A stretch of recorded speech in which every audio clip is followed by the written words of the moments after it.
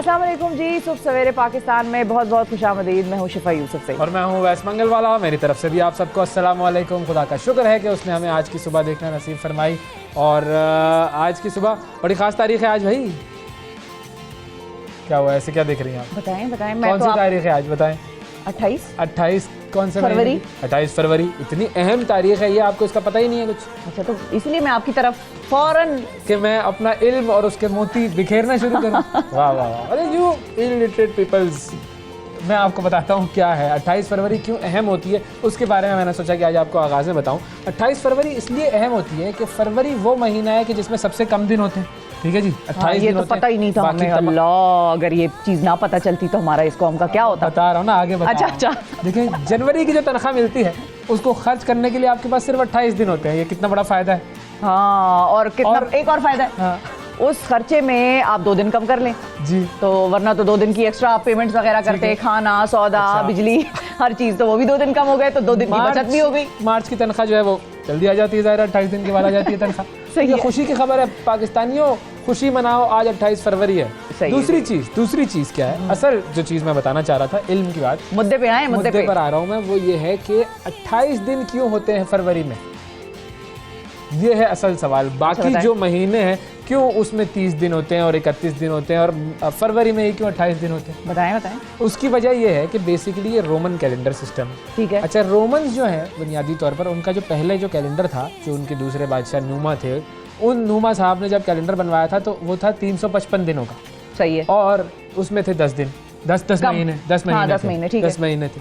फिर उसके बाद इन्होंने जो है वो उस कैलेंडर को बढ़ाया और जनवरी और फरवरी ये 2 महीने उन्होंने ऐड किए। ठीक है जी। अच्छा, अब क्या हुआ कि मार्च से दिसंबर तक था पहले ये कैलेंडर। ठीक है। अब ये 355 दिन का जो कैलेंडर था, जब ये कैलेंडर चलता था तो कुछ साल तक तो ये कैलेंडर बिल्कुल सही चला।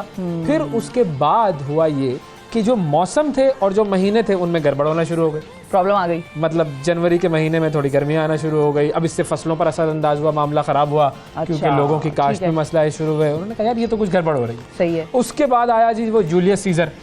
ठीक है। जूलियस सीजर को जानती है ना? बिल्कुल बिल्कुल। जूलियस सीजर, वही यूट्यूब ब्रूटस वाला। बिल्कुल सही।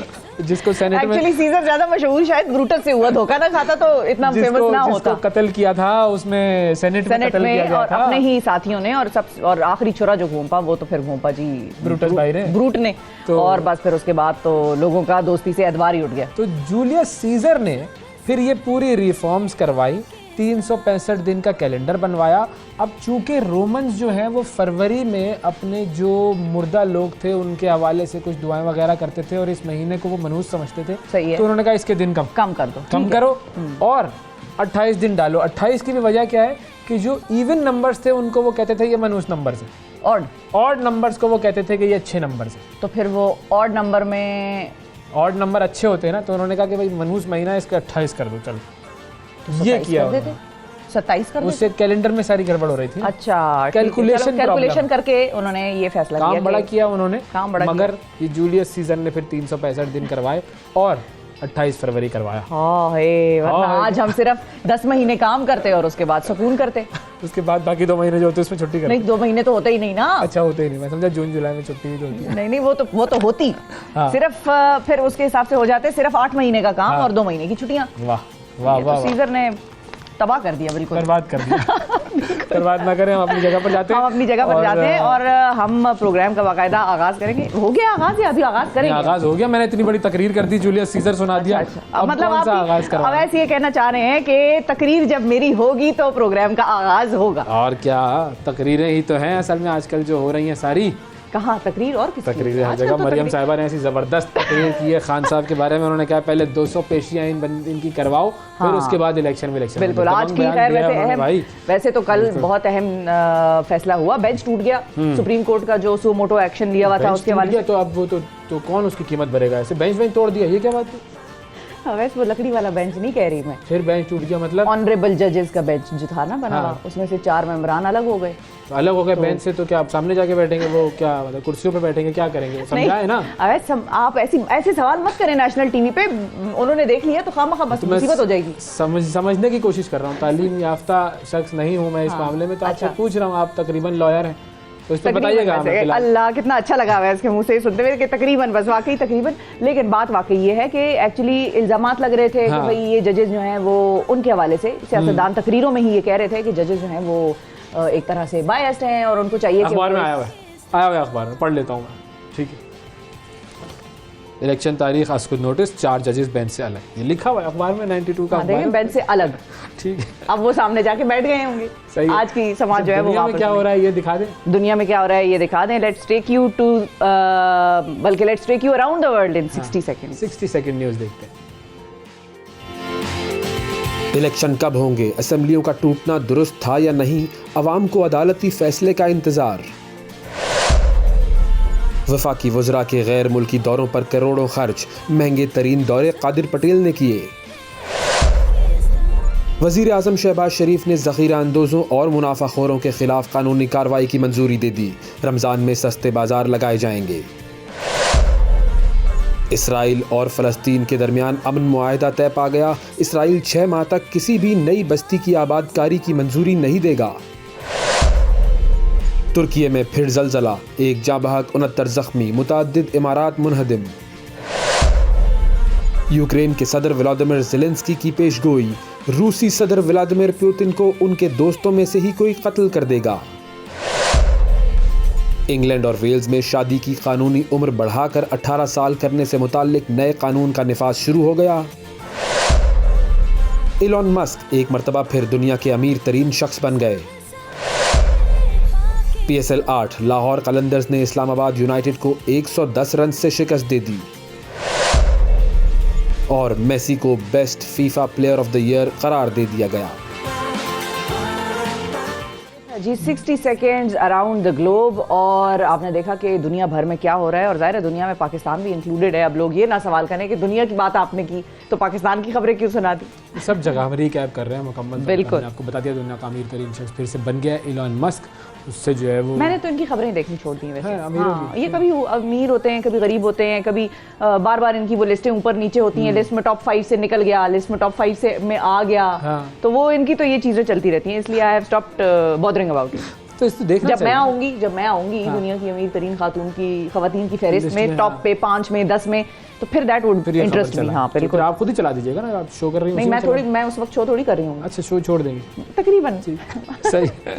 ओके जी, आपको बताते हैं आज प्रोग्राम का एजेंडा क्या है। आज हमने क्या क्या चीज़ें डिस्कस करनी है प्रोग्राम में। एक तो हमने आपकी जो है वो वाकफियत करवानी है 5 ऐसे मुस्लिम तबीबों से कि जिन्होंने मेडिकल साइंस की दुनिया में इनकलाब बर्पा कर दिया, उनके हवाले से हम आपको बताएंगे। फिर उसके अलावा रेस्क्यू 1122 की जो टीम तुर्की से आई है, उनके हवाले से हमने आपको बताना है कि जी रेस्क्यू 1122 की टीम ने वहाँ पर क्या काम किए, किस तरीके से उन्होंने लोगों के साथ काम किया। और ये पाकिस्तान के लिए भी बड़े एजाज़ की बात है कि हमारी टीम्स वहाँ पर जाती हैं और बड़ा अच्छा काम करती हैं, लोगों की ज़िंदगियाँ बचाती हैं। उसके अलावा हमने सियासत पे बात करनी है, लेकिन हम डोमेस्टिक पॉलिटिक्स को आज डिस्कस नहीं करेंगे उस तरह से। हाँ, इतना कुछ हो रहा है इस मुल्क में, कहीं आप नज़र रखें तो कोर्ट्स में बहुत कुछ हो रहा है, फिर जी मईशत में बहुत कुछ हो रहा है, फिर सियासत में बहुत कुछ हो रहा है। हमने सोचा हम आज पाकिस्तान के अंदरूनी हालात की बात करेंगे ही नहीं, हम बात करेंगे जो कल का दिन गुजरा उसके हवाले से, और ख़ास तौर पर जो भारत और पाकिस्तान के रिलेशनशिप में अब ये जो एक मोड़ चल रहा है, जो ना नरमी में बदल रहा है, ना गर्मी में बदल रहा है, ना सर्दी में बदल रहा है, अब ये मोड़ कितना लंबा है और इससे दोनों ममालिक को क्या फ़ायदे हैं, क्या नुकसानात हैं, इसके हवाले से हम ज़रा आज एक एक्सपर्ट ओपिनियन जानने की कोशिश करेंगे। अच्छा, फिर हमने जो है वो गोश्त स्कूल्स के हवाले से भी बात करनी है कि पाकिस्तान में गोश्त स्कूल्स कितने ज़्यादा हैं, और आपकी हम ज़रा दौरा करवाएंगे एक तरीके से गोश्त स्कूल का, और आपको बताएंगे कि गोश्त स्कूल होता क्या है और कितना ज़्यादा नुकसानदेह होता है ये मुल्क के लिए, मुल्क के बच्चों के लिए, तालीम के लिए। तो गोश्त स्कूल का एजेंडा डिस्कस करना है, और फिर एक ख़ास मेहमान से मुलाकात करवानी है, परवीन सईद साहिबा जी। अब ये खातून कौन है और ये क्या करती हैं, इसके लिए तो आपको हमारा प्रोग्राम देखना पड़ेगा आखिर तक। और ये हम चीज़ रिवील नहीं करेंगे, सिर्फ हम नाम बता रहे हैं आपको। बहुत सारे लोग जाकर अगर गूगल करेंगे तो इनकी बाकायदा तौर पर एक बड़ी इंप्रेसिव प्रोफाइल जो है आपको गूगल पे मिलेगी। बिल्कुल, तो otherwise you have to wait and see. ठीक है, और अब हम चलेंगे जी मौसम की तरफ। आपको हम बताएंगे कि पाकिस्तान के मुख्तलिफ शहरों में मौसम कैसा रहेगा, और फिर उसके बाद जब मौसम के बाद जब हम वापस आएंगे तो आज एक बड़ी ख़ास शख्सियत की सालगिरह भी है, और वो है जी एदी साहब। और आज 28 फरवरी 1928 में भारत का जो इलाका है जूनागढ़, वहाँ पर पैदा होने वाले जनाब अब्दुल सत्तार एदी साहब, उनकी जो फलाही खिदमात है, दुनिया उनकी मुतरफ़ है। 11 साल की उम्र में उनकी वालिदा को फालिज हुआ था तो उन्होंने ख़ुद को माँ की खिदमत के लिए वक्फ़ कर दिया, और शायद यूँ कहिए कि इसी खिदमत के बदले फिर खुदा ने उन्हें बड़े कामों के लिए मुंतखब किया। सारी दुनिया की, सारी इंसानियत की खिदमत के लिए फिर अल्लाह ताला ने उन्हें चुन लिया था, जनाब अब्दुल सत्तार एदी साहब को। बिल्कुल, पाकिस्तान जब मार्ज़ वजूद में आया तो उसके 6 दिन बाद वो हिजरत करके कराची आ गए। शुरू में वो रात को शादियों पर बर्तन धोते थे, ये बहुत कम लोगों को पता है। अच्छा, दिन में दूध बेचते थे और अखबार फरोख्त करते थे। फिर उन्होंने कराची के इलाके मीठा दर, बिल्कुल। अच्छा, 2 इलाके हैं बुनियादी तौर पर, एक है खारा दर और एक है मीठा दर। तो ये दोनों जो है समंदर के करीब के इलाके हैं और ओल्ड सिटी कराची का जो एरिया कहलाया जाता है। बिल्कुल, तो मीठा दर में एक छोटे से कमरे में डिस्पेंसरी कायम की पहले इन्होंने। उन्हें इंसानियत की हकीकी खिदमत करने का मौका 1957 में मिला, जब चीन से एशियन फ्लू की जो वबा है वो दुनिया में फैली, और इस वबा के दौरान वो अपनी ज़ात को बिल्कुल भुला बैठे और दिन रात मरीज़ों की जान बचाने के लिए तगुदो करते रहे। अच्छा, उसके बाद फिर उन्होंने पूरी ज़िंदगी, मतलब यूँ कहिए कि अपने आप को उन्होंने वक्फ़ कर दिया दूसरों की खिदमत के लिए। और अगर आप उनका एटायर देखें, हमेशा पूरी ज़िंदगी 2 खद्दर के जोड़े थे उनके पास, उसमें उन्होंने बसर की। लेकिन कारनामे अगर आप देखें उनके तो इंसान हैरान रह जाता है। दुनिया की सबसे बड़ी एम्बुलेंस सर्विस, एदी होम्स, एदी शेल्टर्स, एदी विलेज, एदी फ्री लाइब्रेरी समेत उनके जो फलाही काम थे उनकी एक तवील फहरिस्त है। और बिल्किस एदी साहिबा ने एक बड़ा वाक़या जो है वो कोट किया हुआ, अक्सर वो बताती भी हैं कि एक बार उनकी एम्बुलेंस को डाकुओं ने रोक लिया, और जब उन डाकुओं को इल्म हुआ कि अब्दुल सत्तार एदी साहब खुद गाड़ी चला रहे हैं तो उन्होंने ये कहकर उनके हाथ चूमे कि कल हम जब मर जाएंगे तो हमें हमारे माँ बाप लेने के लिए नहीं आएंगे, हमें यकीन है कि तुम हमें लेने के लिए आओगे और हमारी कब्र पर मिट्टी डालोगे। और उसके बाद उन डाकुओं ने 100 रुपये एदी फाउंडेशन को चंदा भी दिया और रुखसत हुए। क्या बात है, ऐसी ऐसी मिसालें ईदी साहब ने कायम की। और एक तो वही कि उनकी सादगी इस कदर के लोग, दुनिया कहती थी कि ईदी साहब जो कर रहे हैं खिदमत खल्क के लिए कर रहे हैं। और अब्दुल सत्तार ईदी को 20 से ज़ायद कौमी और बैनुल अक़वामी एजाज़ात से नवाजा गया। इन्हें पाकिस्तान में निशान इम्तियाज़, फिर इसके अलावा लेटन अमन अवार्ड, लेनिन अमन अवार्ड जो है वो भी उनको मिला। फिर पाकिस्तान ह्यूमन राइट्स की जानिब से अवार्ड्स दिए गए। ये अजीम इंसान 8 जुलाई 2016 है, उसको गुर्दों के आर्जे में मुब्तला हुए और 88 बरस की उम्र में दुनिया से वो रुखसत हो गए। और एक बहुत बड़ा लॉस पाकिस्तान ने उनके जाने की सूरत में देखा, जो आज तक, मतलब ईदी साहब का नाम ऐसा है कि वो क़यामत तक शायद पाकिस्तान में ज़िंदा रहेगा। और लोग हमेशा ये दुख करते रहेंगे कि ऐसी बड़ी अजीम हस्ती हमने खोई, जो सिर्फ काम ही उनका मकसद ये था कि इंसानों की फलाह बहबूद के लिए, दुखों की से छुटकारा दिलाने के लिए लोगों को, वो बच्चे, वो झूला ईदी साहब का, उनकी बेगम का, वो हमेशा हमें याद रहेगा। अल्लाह ताला उन्हें गरीक़ रहमत करे। और जितनी उन्होंने हम पर एहसानात किए, और ये एहसान ही है, एक शख्स बारे में सोच सकता था, उसको किसी ने नहीं कहा था कि भाई आप हमारी मदद करें, उसने इस कौम का सोचा और अल्लाह ताला उन्हें करवट करवट जन्नत नसीब करे। आमीन आमीन। और उनकी जो लेगेसी कंटिन्यू हो रही है, बिल्कुल, फैसल एदी साहब जिस तरीके से काम कर रहे हैं, अल्लाह ताला उनके हर काम में बेहतरी और बरकत दे। और जिस तरीके से वो पाकिस्तान के लोगों की खिदमत कर रहे हैं, अल्लाह ताला उस काम को मज़ीद बढ़ाए। ये वो लोग हैं जो मशअल राह हैं, हकीकत में मशअल राह हैं। हम तो बात करते करते आंखों में आंसू आ जाते हैं, रोंगटे खड़े हो जाते हैं। एदी साहब की बायोग्राफी है, तमीना दुरानी साहिबा ने लिखी है, वो ज़रूर पढ़िएगा। कोई शख्स अगर पढ़े और उसकी आंखें ना भीगे, आप मेरा नाम बदल दीजिएगा। मैं पर्सनल एक्सपीरियंस आपको बता रहा हूँ। एदी साहब की जो बायोग्राफी है, जो तमीना दुरानी साहिबा ने लिखी है, ऐसे ऐसे वाक़यात उसके अंदर लिखे हुए हैं कि आप हिल जाते हैं उस किताब को पढ़ के। तो ये तो थी जी एदी साहब की बात। और अब कुछ ज़रा ट्रेंडिंग स्टोरीज़ की तरफ चलते हैं और देखते हैं दुनिया में बिल्कुल। दुनिया से पहले पाकिस्तान की तरफ आए, बस बहुत हो गई दुनिया, पाकिस्तान की तरफ आए। पाकिस्तान में हुआ ये कि बड़ा इंटरेस्टिंग एक बयान आया। वैसे को आज तकरीरें याद आ रही थी तो मैंने सोचा कि मैं आपको आज ही एक तकरीर सुना दूँ। बिल्कुल, हम ऐसा आपके लिए बयान लेकर आए हैं कि आपको मज़ा ना आया तो पैसे वापस टीवी ऑफ कर दीजिएगा नाजरीन, अगर आपको आज ये बयान सुनकर मज़ा ना आया। हुआ ये है कि सोशल मीडिया पर वायरल है, मरियम नवाज साहिबा का एक बयान है।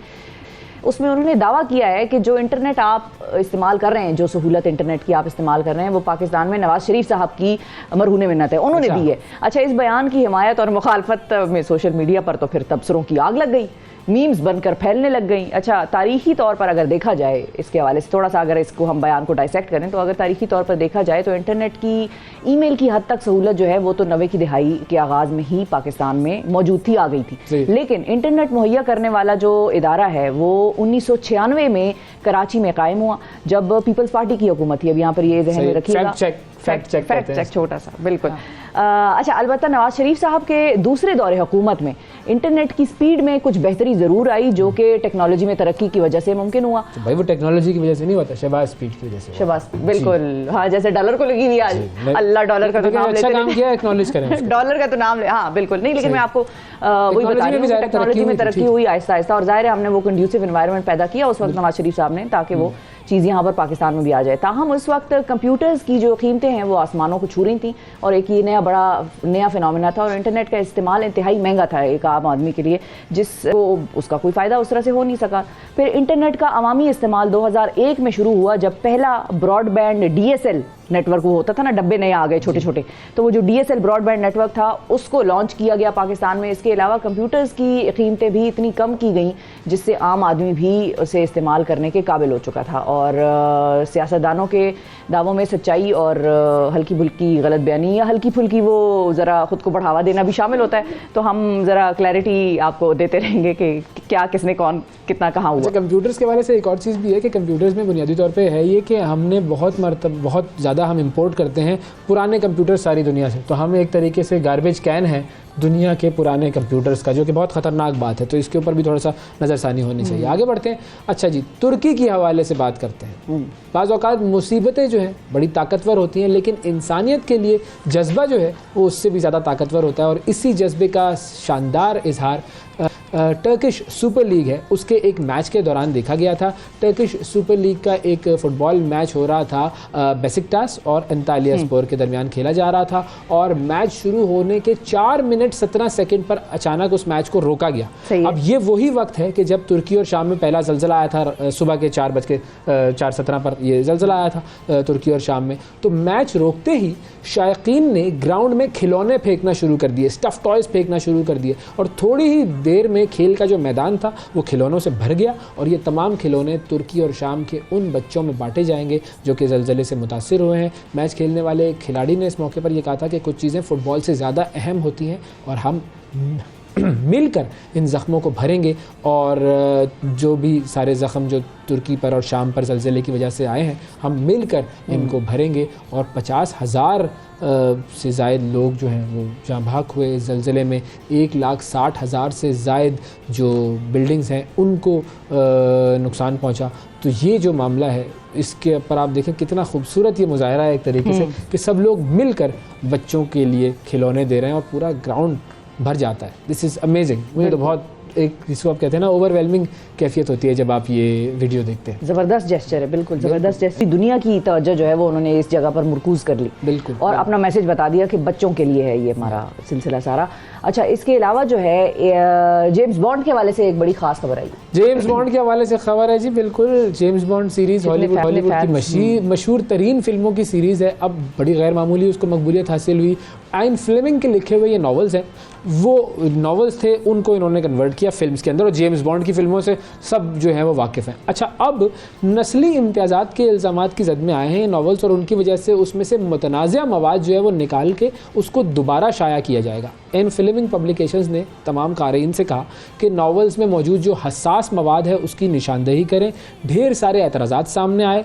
सबसे ज़्यादा एतराज़ जो है वो सियाफ़ाम अफराद को एन वर्ड एक होता है, जो कि हमारे तमाम जो नाज़रीन इंटरनेशनली देख रहे हैं, आप लोग नाराज़ मत होइएगा, हम ये वर्ड सिर्फ बताने के लिए कह रहे हैं। नीग्रो कहा जाता है, तो उनको ये इस वर्ड का बहुत ज़्यादा इस्तेमाल हुआ था, और सियाफ़ाम को नीग्रो कहा जाता था, तो उन्हें हकारत से देखा जाता था। तो अब मग़रिब जो है वो सियाफ़ामों पर तवील अरसे के बाद जबर करने के बाद अब नापसंदीदा माजी को भूलना चाह रहा है, तो इसीलिए उन्होंने इस लफ्ज़ को ही इस्तेमाल करने पर पाबंदी लगा दी है। अब किताबें दोबारा शाया होंगी जिसमें डिस्क्लेमर मौजूद होगा और तब्दीलियों के मुतालिक वजाहत होगी, और इसमें कहा जाएगा कि जी हमने ये वर्ड्स निकाल दिए हैं और अब ये किताब जो है वो पाक साफ़ होकर पवित्र होकर आपके सामने आई है, तो अब आप इसको पढ़ें, अब कुछ नहीं होगा, अब आप ऑफेंड नहीं होंगे। ये एक इंटरेस्टिंग चीज़ हुई है। बिल्कुल सही। अच्छा, एक और इंटरेस्टिंग चीज़ भी हुई है, वो भी एक एक्टर के हवाले से, स्टीवन सीगल जी। हॉलीवुड का एक बड़ा नाम है जो कि मार्शल आर्ट्स में बड़े महारत मशहूर रखते हैं। अच्छा, फिर अदाकार भी हैं, वो प्रोड्यूसर हैं, स्क्रीन राइटर हैं, मौसीकार भी हैं, बहुत कुछ है वो। उनकी फिल्में पाकिस्तान में भी बड़े शौक से देखी जाती हैं, मगर अब वो फिल्मों के बजाय किसी और वजह से आलमी मीडिया की जीनत बने हुए हैं न्यूज़ की। और वो ये है कि पहले हम आपको पहले मैं आपको उनके मुतालिक कुछ इंटरेस्टिंग डिटेल्स बता देती हूँ, उसके बाद बताऊंगी कि हुआ क्या। स्टीवन सीगल अक्सर रूस जाते रहते हैं। यही वजह है कि रूसी सदर पुतिन ने 2016 में उन्हें रूस की शहरियत दे दी थी और वो अमेरिका और जापान के लिए रूस की वजारत खारजा के खुसूसी नुमाइंदे की हैसियत से काम करते रहे बड़े सालों तक। और उन्होंने पहले क्रीमिया को रूस का हिस्सा बनाने के इक़दाम की हिमायत की, फिर यूक्रेन पर रूसी हमले की भी हिमायत की थी, जिस पर उन्हें मगरबी दुनिया में बड़ी सख्त तनकीद का सामना करना पड़ा। अब सदर पुतिन ने उन्हें एक और एजाज़ से नवाजा है और उन्होंने एक फरमान पर दस्तखत किए हैं जिसमें उन्हें रूसी रियासत की तरफ से ऑर्डर ऑफ फ्रेंडशिप का एजाज़ जो है वो दिया गया है। और सदर पुतिन जो है उन्होंने फरमान में लिखा है कि स्टीवन सीगल ने बैनुल-अक़वामी कल्चर और इंसानी हमदर्दी के मामलात में शानदार खिदमात सर अंजाम दी हैं, जिसकी बिना पर हम उनको ये अवार्ड से नवाज रहे हैं। स्टीवन सीगल जी फिल्में भी देखते हैं, अवार्ड भी बिल्कुल ज़बरदस्त, इंटरेस्टिंग जी। तो था जी कुछ ट्रेंडिंग स्टोरीज़ के हवाले से काम। अब एक छोटा सा वक्फा ले लेते हैं, वक्फे के बाद जब हम दोबारा हाजिर होंगे तो प्रोग्राम में बहुत कुछ है। Stay with us.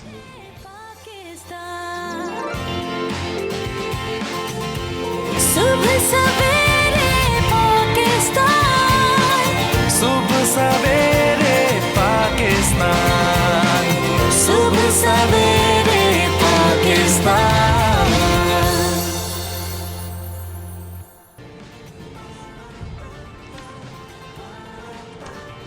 Welcome back जी। अब कुछ बात करते हैं पाकिस्तान के तालीमी निज़ाम और स्कूल्स की। गुज़िश्ता बरस बच्चों के हुकूक के मुताल्लिक कमीशन ने अपनी रिपोर्ट में बताया था कि पाकिस्तान में 5 से 16 बरस की उम्र के 22.8 मिलियन बच्चे जो हैं वो स्कूल से बाहर हैं। अच्छा, इसकी बहुत सी वजूहात हैं, जिनमें से एक गोस्ट स्कूल्स का क़याम है। अब एक रिपोर्ट के मुताबिक पाकिस्तान भर में 30,000 स्कूल सिर्फ कागजात पर मौजूद हैं, इनका रियलिटी में कोई जो है वो एग्जिस्टेंस मौजूद नहीं है। ना इनमें बच्चे तालीम हासिल करते हैं, ना ही असातिज़ा आते हैं। स्कूल का जो अमला है वो घर पर बैठा होता है और तनख्वाहें उन्हें मिल रही होती हैं, मराहत मिल रही होती हैं। और ये जो इतनी बड़ी तादाद में गोस्ट स्कूल्स हैं, ये पूरी कौम के लिए एक लम्हा फ़िक्रिया है। बिल्कुल। सिंध में गोस्ट स्कूल्स की तादाद बाकी सूबों की निस्बत ज़्यादा है। गुज़िश्ता माह चीफ जस्टिस उमर अता बंदयाल साहब ने रिमार्क्स दिए थे कि सूबा सिंध गोस्ट स्कूल्स के मामले में बड़ा बदनाम है। नवंबर 2022 में सिंध हाई कोर्ट में रिपोर्ट जमा कराई गई थी, जिसमें बताया गया था कि सूबे भर में 4,533 असातिज़ा अपनी ड्यूटीज़ पर नहीं जाते और यही वजह है कि हम जनूबी एशिया के दीगर ममालिक से शरह ख्वानदगी में इंतहाई पीछे हैं। अच्छा, अब घोस्ट स्कूल्स कैसे होते हैं, क्या होते हैं, इनके हवाले से हमने सोचा कि ज़रा मुख्तलिफ हमारे जो नुमाइंदे हैं, हमारे टीम जो है मुख्तलिफ शहरों में जो मौजूद हैं, उनसे हम बात करें। नौशेर फ़िरोज़ से ज़फ़रुल हक साहब मौजूद हैं, उनसे हम बात करते हैं, हमारे नुमाइंदे, और वो हमें बताएंगे जी कि वहाँ पर गोश्त स्कूल की क्या सूरत हाल है। जी जनाब ज़फ़र साहब बताइए, क्या सूरत हाल है गोश्त स्कूल्स की नौशेर फ़िरोज़ में? ज़िला नौशेर फ़िरोज़ के गांव रत्तो खान नाज में सालों से स्कूल जो है वो बंद है, जिसकी वजह से बच्चों की जो तालीम है वो मुतासर हो रही है।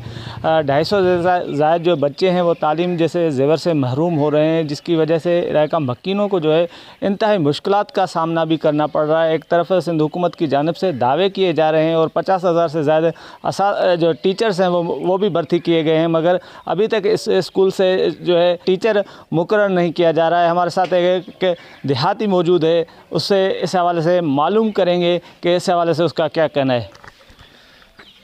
जी अस्सलाम वालेकुम। जी हम रत्तो खान गांव में रहते हैं और हमारा स्कूल जो है वो कई सालों से ऐसे वीरान पड़ा हुआ है, कोई टीचर आने के लिए राज़ी नहीं है। हम जाए हैं, टीटीओ के पास भी गए हैं और हद के जो बड़े अमलदार हैं उनके पास भी गए हैं, मगर कोई भी हमारी प्रचार नहीं कर रहा। और हम ये कहना चाहते हैं, सिंध हुकूमत से हमारी गुजारिश है कि खुदारा हमारे स्कूल में कोई टीचर भेजा जाए। हमारे छोटे छोटे बच्चे ऐसे गलियों में घूम रहे हैं, ना कोई तैलीम है ना कोई तरबियत है और हम बहुत मजबूर हो गए। हमारी रोज़ी रोटी भी बंद हो गई है, बच्चे भी ना पढ़ेंगे तो आगे चल कर वो क्या करेंगे। जी बिल्कुल, आपने देहाती की बातें सुनी, जिसका कहना है कि हम एजुकेशन डिपार्टमेंट के पास भी गए हैं, उनको दरख्वास्तें भी दी हैं, मगर हमारी दरख्वास्तों पर कोई भी अमल नहीं किया जा रहा है। हमारी दरख्वास्तें जो है वो रद्दी की टोकरी में फेंकी जा रही हैं। उन्होंने हुकूमत वक्त से मुतालबा किया है कि गाँव रतो नाइट में जो है टीचर मुकर्रर किया जाए और मुस्तकबिल के मेहमानों को तालीम जैसे जेवर से महरूम होने से बचाया जाए। जी शुक्रिया। ज़फ़रुल हक साहब हमारे साथ मौजूद थे नौशहर फ़िरोज़ से। ज़रा कसूर की तरफ जाते हैं और देखते हैं कि कसूर से हमारे जो नुमाइंदे हैं तनवीर साहब, वो हमें क्या बता सकते हैं। अस्सलाम वालेकुम साहब, बताइएगा क्या सूरत हाल है कसूर में गोस्ट स्कूल्स की?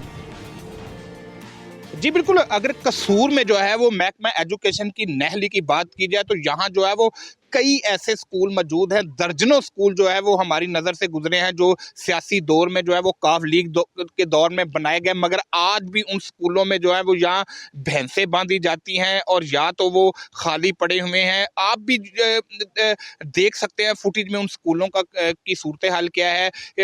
कसूर के गिरदोनवा में ख़ास तौर पर जो है वो मंडी उस्मान वाला के इलाका राजोवाल, मब्बू की झुग्गियाँ, भेड़ियाँ उस्मान वाला, और जिस जगह मैं मौजूद हूँ ये दो हवेलियां हैं, हवेली कासम खां और हवेली बूरे खां। वहाँ ये जो स्कूल हैं उनकी हालत ज़ार के बारे में अभी आप देख सकते हैं कि उनकी हालत ज़ार क्या है। यहाँ जो है वो पीछे भैंसें बांधी गई हैं। क्यों बांधी गई हैं? कि लोग परेशान हैं। लोगों को कहना है कि हम अपने बच्चों को पढ़ाना चाहते हैं, हमारे बच्चे जो है वो दूर दराज के स्कूलों में पैदल जाते हैं, रिक्शों के किराए भरते हैं इस महंगाई के दौर में। उनका कहना है कि हमने दरख्वास्तें दी है मगर एजुकेशन वालों ने आज तक हमारी बात नहीं सुनी, उनके कानों पर जूं तक नहीं रेंगी कि वो इन स्कूलों पर जो है वो तवज्जो दें, इन्हें फंक्शनल करें। मेरे साथ गांव के कुछ अफराद मौजूद हैं, हम उनसे जानते हैं वो क्या कहेंगे और उनका दिल की आवाज़ क्या है और वो चाहते क्या हैं। जी सर, हमारे दिल की आवाज़ ये है कि हमारे स्कूल फंक्शनल हो, ये चले ताकि हमारे बच्चों को हर किस्म की सहूलत मैसर हो यहाँ पर। और दूर दूर सर रक्षों पर बैठ के जाते हैं, हम रक्षों का किराया अफोर्ड करें या कि बच्चों की तालीम अफोर्ड करें।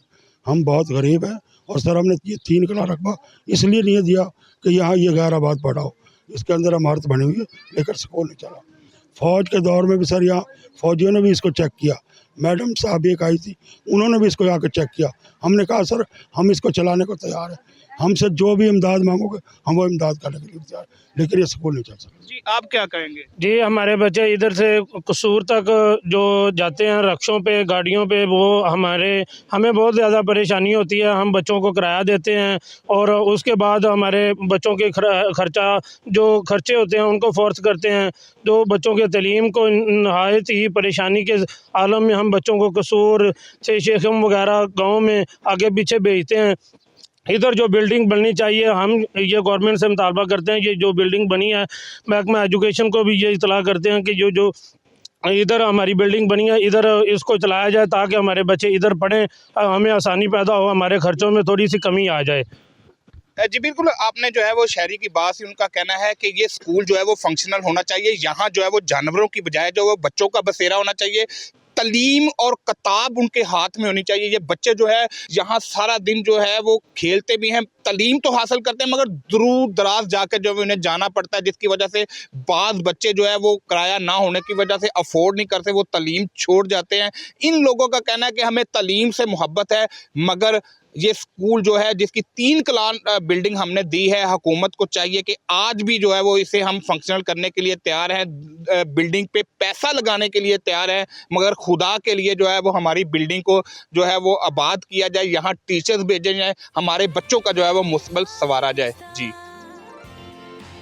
बिल्कुल ठीक है जी। ये थे जी हमारे साथ शाहिद तनवीर साहब और कसूर की में बात कर रहे थे कि गोस्ट स्कूल्स की सूरत हाल क्या है। अच्छा, पाकिस्तान का अगर देखा जाए बजट तो वो कोई तकरीबन 90 बिलियन 90.5 बिलियन का होता है हमारा बजट, एजुकेशन का बजट। और HEC ने पिछले साल भी डिमांड की थी गवर्नमेंट से कि हमारा जो बजट है हायर एजुकेशन का उसको भी बढ़ाया जाए, लेकिन उस बजट को भी कम किया गया। हम तालीम पे वैसे ही बहुत कम खर्च करते हैं और जब तालीम पे हम खर्च कम करते हैं, उनके बजट्स को रिड्यूस करते हैं, हमारी सारी जो ज़्यादातर जो स्पेंडिंग है बजट तालीम देना नहीं चाहते और चाहते हैं साइंटिस्ट पैदा हो जाएं। तो साइंटिस्ट तो पैदा होंगे लेकिन वो खुद साख्ता साइंटिस्ट होंगे, वो पानी से गाड़ी चलाने वाले साइंटिस्ट होंगे शायद, लेकिन हम ओवरऑल खर्च कितना कर रहे हैं तालीम पर, ये हमें देखना है ना। हमारा जो ओवरऑल बजट है उसके अंदर हम ज़्यादातर जो अमाउंट खर्च करते हैं तो अलमिया है कि खर्च तो हो रहा है, लेकिन ऐसे खर्च हो रहा है कि बिल्डिंग है और तनख्वाहें जा रही हैं।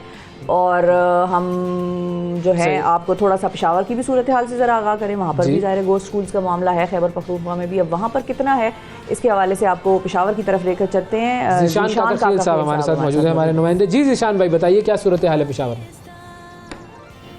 जी बिल्कुल, इस वक्त हम गवर्नमेंट गर्ल्स प्राइमरी स्कूल गाँव जोगियान तरनाप के मकाम पर मौजूद है और ये स्कूल गुज़श्ता एक हफ़्ते से बंद है क्योंकि मालिक मकान के मुताबिक उनको जो है नौकरी नहीं दी जा रही। गलती जिसकी भी हो, मसला जिसका भी हो, लेकिन मुस्तकबिल इन्हीं बच्चों का है और ये बच्चे जो है बाहर स्कूल के गेट के सामने जो है वो सबक पढ़ने पर मजबूर है। असातिज़ा भी आते हैं सुबह सवेरे और 2 बजे तक यहाँ पर मौजूद होते हैं और बग़ैर पढ़ाई या कुछ जो है बाहर क्लासेस लेकर वो छुट्टी कर लेते हैं। इस वक्त भी आप देख सकते हैं कि बच्चे इधर स्कूल के गेट के सामने जो है वो सबक पढ़ रहे हैं।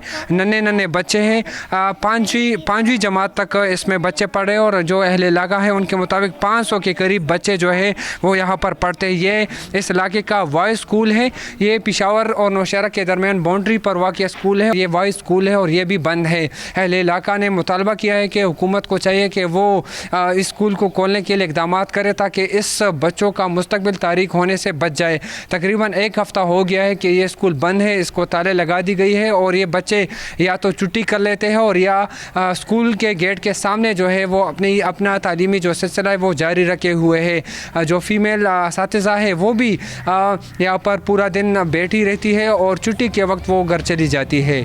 जी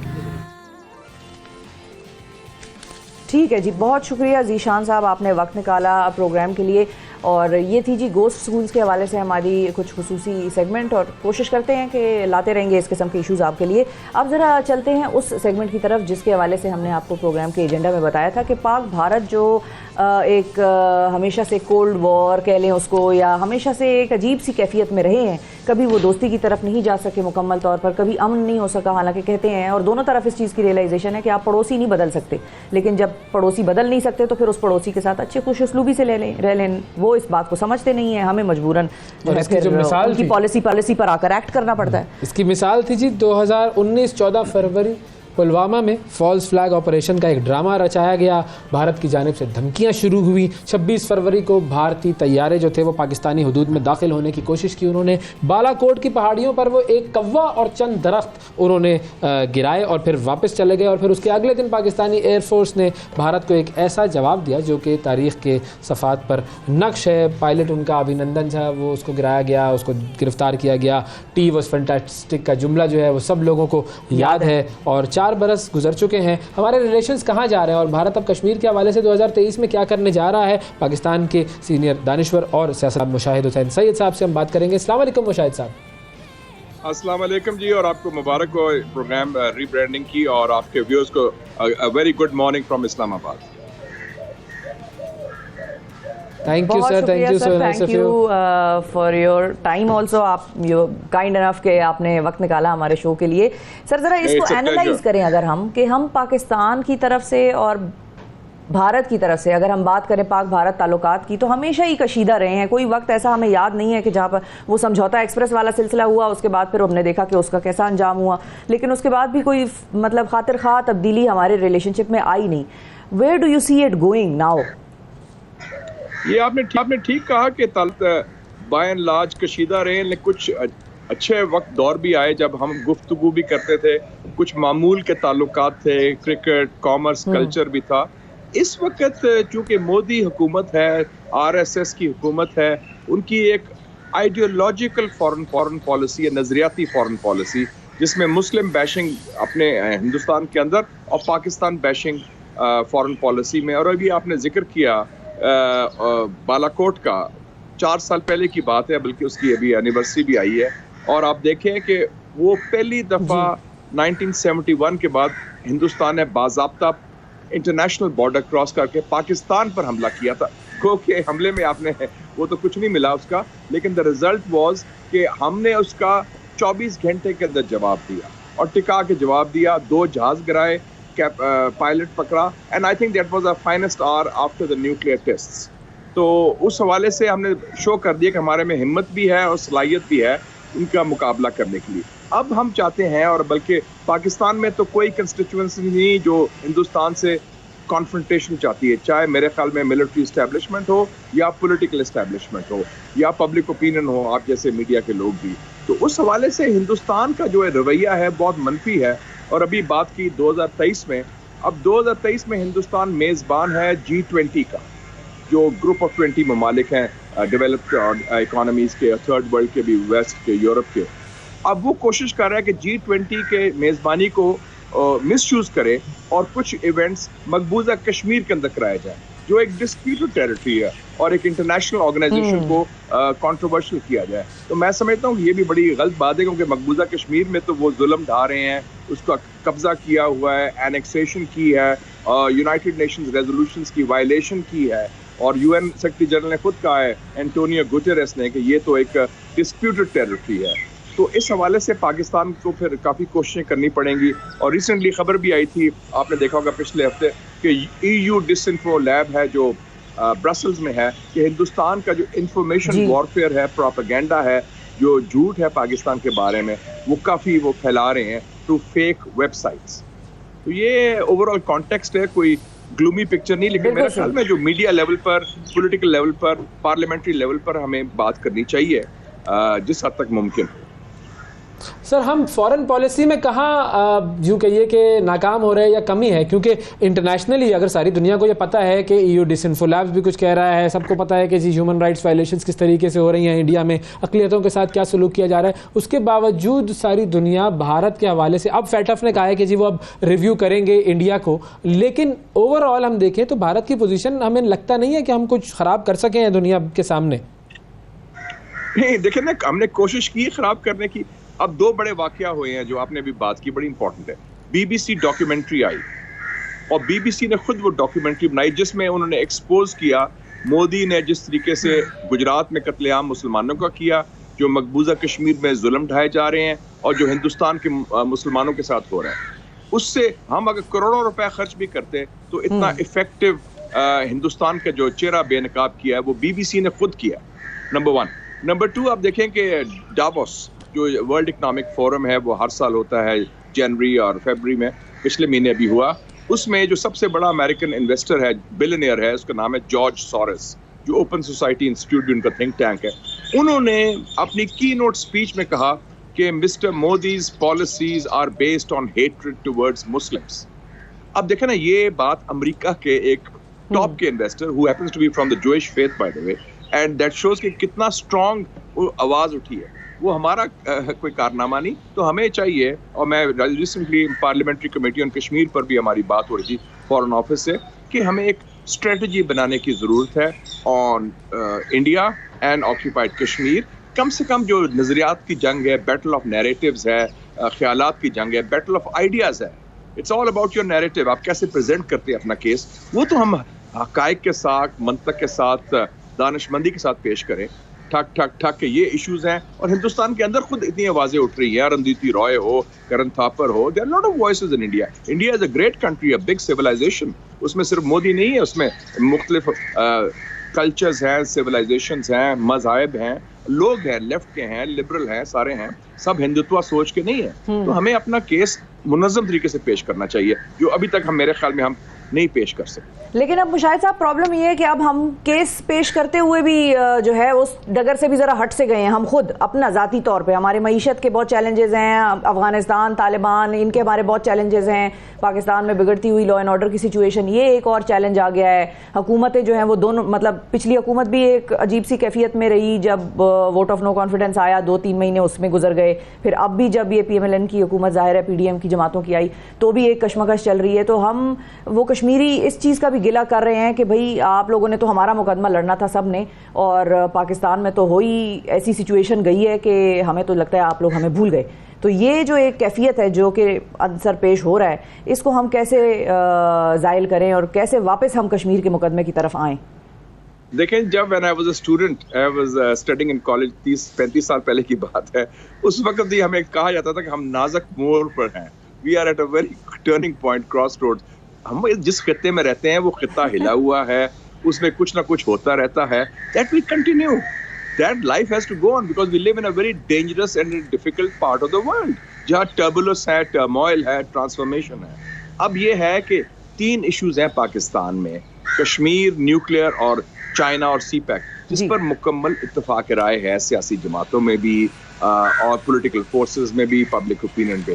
तो इसमें कोई पैसा खर्च नहीं होता, it's a battle of ideas, battle of your mind, और हिम्मत की बात है, इट्स अ विल और विजन की बात है। तो वो काम चलता रहेगा, तो वो इमर्शें ठीक होती रहेगी। वो हम, और ये मैं एग्री करता हूँ आपसे, यस, कि जो सियासी चपकलिश है, ये जो अनएंडिंग सिविल वॉर बन गई है, क्वेस्ट फॉर कुर्सी, क्वेस्ट फॉर पावर, चाहे हिज़्ब इख्तिलाफ हो या हिज़्ब इक़्तिदार हो, it's not in the national interest, it's damaging Pakistan. लोगों को उम्मीद नहीं, पाकिस्तानी आवाम खुद मायूस हो रहे हैं कि यार ये क्या हो रहा है, हमारे मसले हल नहीं हो रहे, और ये लड़ाई और अब दंगल फसाद हो रहा है, और अब इश्यूज खुद हम हैंडल नहीं कर सकते, सुप्रीम कोर्ट हैंडल कर रहा है या कोई और कोर्ट। वो नलायकी और नाकामी अपनी जगह, लेकिन कश्मीर इशू जो है उसका ताल्लुक इलाकाई सलामती से है, इंसानियत से है, जमहूरियत से है, इंसानी हकूक से है, और अमन और सलामती से है। तो इंडिया और Pakistan are nuclear neighbours and they have to live in peace with peaceful coexistence. तो हमें मेरे ख्याल में एक स्ट्रेटजी बना के आउटरीच करनी चाहिए, हिंदुस्तान से जिस हालत है डायलॉग रिज्यूम करें, गुफ्तगू रिज्यूम करें। चाहे मैं जब जर्नलिस्ट था तो I started the first India Pakistan track 2 dialogue among the media. तो क्यों नहीं गुफ्तगू हो सकती है, ऐसी बात है। वो ताल्लुकात अपनी जगह है और उससे फर्क पड़ा, पब्लिक ओपिनियन बना, और इंडिया में एक पीस कंस्टिट्यूंसी बनी जो पाकिस्तान के खैर खा है। तो ऐसी कोई बात नहीं, it's not black and white और कट एंड ड्राइड, थोड़ी सी आउट ऑफ बॉक्स सोचें। और आखिर में जाते जाते एक चीज़ ये भी बताइएगा कि वो टेक्नोक्रेट सेटअप की कुछ बातें चल रही हैं, कुछ खबरें आ रही हैं हवा में, और टेक्नोक्रेट सेटअप के हवाले से ये भी सुनने में आ रहा है कि आप वजीर आजम बनाए जाएंगे। अब इस तरह की खबरों में कितनी सदाकत है, ये भी थोड़ा सा कुछ ब्रेकिंग न्यूज़ ही दे दें सर आते आते। मुबारकबाद दी है हमें, हम आपको दे दें मुबारकबाद। That's very kind of you, लेकिन जो इस वक्त लोग वजीर है या वज़ीर आज़म रहे हैं पाकिस्तान में, वो सारे या तो वज़ीर आज़म ख़त्म होने के बाद जेल में गए हैं या उनको मुल्क से निकाला गया है। तो अल्लाह खैर करे, इज़्ज़त रखें आप।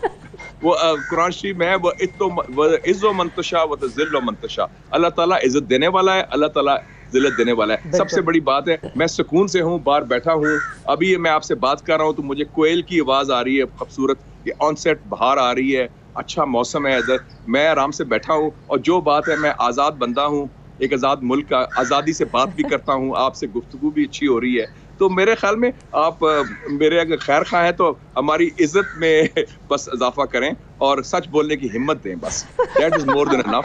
बाकी अल्लाह ताला का फजल है। I am a very contented person. देख, पाकिस्तान का ख्याल रखें, it's about Pakistan, it's not about sir, intellectuals की पाकिस्तान को जरूरत है, पाकिस्तान के हाईएस्ट ऑफिसेज में, and you are one of them. और ये आप प्रोग्राम पे बैठे हैं इसलिए नहीं हम कह रहे हैं, हम अदरवाइज भी वी बिलीव इन दिस। और अगर आप वजीर आजम होंगे, ऑनेस्टली ये हमारी खैरखाही में जाएगा, ये कोई हमारे नुकसान में नहीं होगा। तो वी वुड लाइक दैट। ये बात ठीक है कि लास्ट 30-40 इयर्स में पब्लिक लाइफ में कोई जर्नलिस्ट और पॉलिटिशियन एक कभी इल्जाम भी नहीं लगा, बेदाग एक बैकग्राउंड है, तो अल्लाह का फजल है। तो God is kind to me, तो I am very contented person. Allah ताला का शुक्र अदा करते हैं, बस पाकिस्तान को स्ट्रांग करें। It's about Pakistan. कोई सदाकत है इसमें किसी किस्म की? जी, टेक्नोक्रेट सेटअप वाली बात में भी कोई सदाकत है किसी किस्म की? बात ये है कि ये जो अनएंडिंग चपकलिश चल रही है, पॉलिटिकल पोलराइजेशन, ये स्टेटस को होल्ड नहीं कर सकता। फिर एनीथिंग कैन हैपन। फिर कल को कोई टेक्नोक्रेट सेटअप भी आ सकता है, कोई नेशनल गवर्नमेंट भी आ सकती है, कोई और ऑप्शन भी हो सकता है। हमारे यहाँ तो 93 में आपको पता है जब इतनी चपकलिश हुई थी, there was a soft coup, everybody was sacked, prime minister, president, 4 governors. वो आपकी जिंदगी में, हमारी जिंदगी में सब कुछ हुआ है। तो ये कोई अनोखी बात नहीं। अगर हम ये काम चलता रहेगा तो आप तो बहुत कुछ हो सकता है। बहुत शुक्रिया अदा करेंगे मुशाहिद हुसैन साहब, हमारे साथ मौजूद थे। सर, वक्त की किल्लत, इसीलिए हम चाहेंगे कि आपसे हम रुखसत लें। बहुत शुक्रिया आपका, वक्त दिया आपने। नाज़रीन, वक्फा लेते हैं, वक्फे के बाद दोबारा हाजिर होंगे। सुबह सवेरे पाकिस्तान, सुबह सवेरे पाकिस्तान, सुबह सवेरे पाकिस्तान।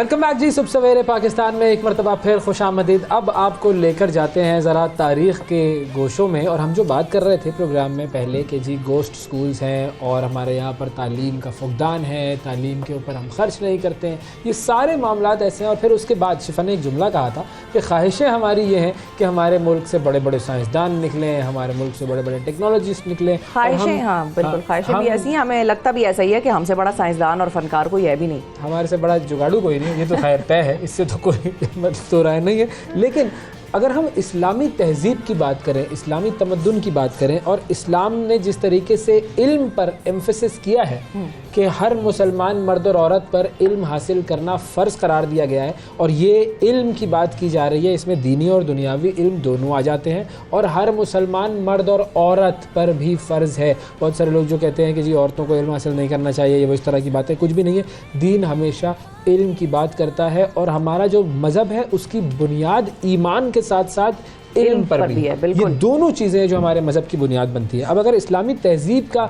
जो एक गोल्डन एरा जिसे हम कहें उसकी हम बात करें तो हर शोबे के माहिरीन मौजूद थे।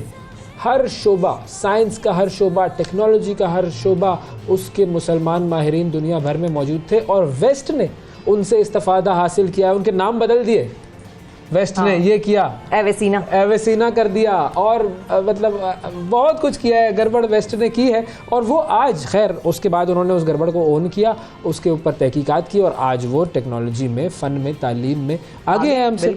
लेकिन अगर हम बात करें तिब के शोबे की, तो आज हम आपको बताते हैं तिब के शोबे के हवाले से 5 ऐसे बड़े नाम हैं जिन्होंने मेडिकल साइंस की दुनिया में इनकलाब बर्पा कर दिया। और अगर उनका काम ना होता तो आज मेडिकल साइंस जिस जगह पर पहुंची है, मेडिकल साइंस उस जगह पर ना होती। वेस्ट भी इस बात को एक्नॉलेज करता है, हमें बहुत मरतबा इस बात का पता नहीं होता है। तो पहला नाम जिससे हम आपकी वाकफियत करवाना चाहते हैं वो है अबू बकर अल राज़ी का। अबू बकर अल राज़ी जो है वो पैदा हुए थे ईरान में, 9वीं सदी में पैदा हुए थे, और ईरान का शहर है रे, वहाँ पर उनकी पैदाइश हुई थी। 17वीं सदी तक पूरे मगरिब में उनके नाम का डंका बजता था, और मेडिकल साइंस के हवाले से उनको जाना जाता था। और सबसे पहले इन्होंने ही दरियाफ्त किया था कि चेचक और खसरा ये दो जो बीमारियां हैं, ये 2 मुख्तलिफ बीमारियां हैं। उससे पहले सारी दुनिया समझती थी कि ये एक ही बीमारी है, लेकिन इस मुसलमान साइंसदान ने आकर दुनिया को बताया कि ये 2 अलग अलग बीमारियां हैं। बहुत सारी किताबें उन्होंने लिखी, और मेडिकल का जो शोबे का इंसाइक्लोपीडिया है हावी, उसने गैर मामूली शोहरत हासिल की थी। उनका लिखा हुआ इंसाइक्लोपीडिया था हावी, 935 में उन्होंने वफ़ात पाई थी। तो ये था जिक्र अबू बकर अल राज़ी का। बिल्कुल। अच्छा, इनके बाद फिर हम जरा जिक्र कर लेते हैं अली बिन रबन अत-तिबरी भी इनको कहा जाता है। बिल्कुल बताएं कुछ कहना चाह रहे हैं। अल-तिबरी जो है वो भी थे, मुहक्किक भी थे, जिन्होंने तारीख भी लिखी है। तारीख तिबरी बड़ी मशहूर है, बिल्कुल वो नहीं है, ये अलग है अल-तिबरी। और ये एक अलग अजीम साइंसदान है जिनकी वलादत जो है ये भी ईरान में पैदा हुए। और ईरान एक ज़माने में हब ऑफ नॉलेज कहा जाता था। बगदाद लोग जाते थे, मेडिकल साइंस वाले जो डॉक्टर्स होते थे, वो वहाँ जाकर पहले एक ख़ास किस्म का एग्ज़ाम देते थे। इराक, हाँ, बगदाद और ईरान दोनों इराक और ईरान, तो वहाँ पर जाया करते थे। और उन इलाकों में जाकर वहाँ होता था एक कोई मेडिकल टेस्ट, जिस तरह आजकल ये प्लैब 1 प्लैब 2 इंग्लैंड ने बना लिए ना अपने, तो ये उस ज़माने में वहाँ हुआ करते थे। और जो वो टेस्ट दे देता था, पास कर लेता था, तो वो एक तरह से रिकग्नाइज्ड होता था कि वो मेडिसिन प्रैक्टिस कर सकता है।